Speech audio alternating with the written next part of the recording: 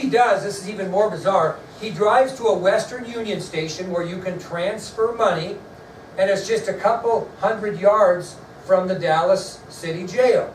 And he arrives at that Western Union station at 11:05. Okay?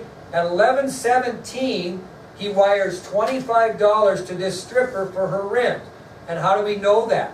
Because Jim Lavelle ended up taking the receipt out of Ruby's pocket after he was arrested.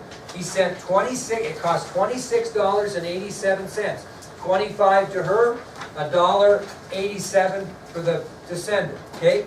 So they know that 11:17 he sent that money. So what he does is he crosses the street, because his car's across the street from the Western Union, parked opposite of the city jail, and he remembers, hey, they're going to transfer Oswald this morning. So he makes his way to the city jail to see if he could see what was going on with Oswald's transfer.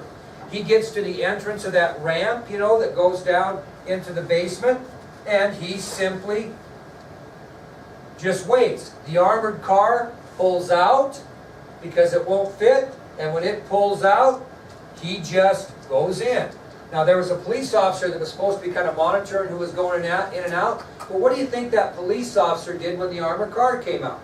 He went, because it's going to make a left turn, he went out in the street and stopped traffic so the armored car could get out and make the left turn. When he did that, that's when Ruby simply, I don't believe he snuck down there. He just went down there at the time. That's why when people say, well, that officer should have stopped him, not let him go down there, didn't see him because he was stuck, you know, he's directing the armored car.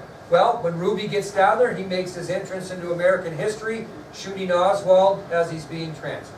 Hopefully we can get through this and we'll be done. There were several reasons that Ruby gave for shooting Oswald. One, he claimed he killed Oswald to show the world that Jews have guts. Two, he claimed he killed Oswald so the city of Dallas would redeem itself in the eyes of the public. He also claimed that he killed Oswald out of respect for the Kennedy family, because he was a fan. And the fourth reason, and this is a good, I think this is exactly what he thought, is he didn't want Mrs. Kennedy to have to suffer coming back to Dallas for the trial of Lee Harvey Oswald. She never would have done that, but he didn't know. Now you might think those are kind of weird excuses, but he got letters in jail of congratulations. Way to go for shooting that SOB that shot the president. Different mentality then, right? Okay, and so basically he was jailed at the Dallas County Jail, ironically less than a block from the president was assassinated. So where did he end up getting Well, we'll tell you all that. That's coming. Friday night. I'm going to show you a video Monday when we get back.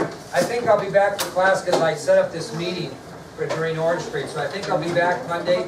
We're going to show a movie called The Ruby Connection, which better explains this situation here. Okay? Better explains. Now, Monday we'll talk about the burial of Lee Harvey Oswald, and then we're going to move into the burial of the president. We'll be done with the lecture on all of this by Friday, and Friday night we'll give you the conspiracy part of my thought on it, and then we'll be done with that, and we'll have a spring break and come back and talk about Lyndon Johnson. Perfect.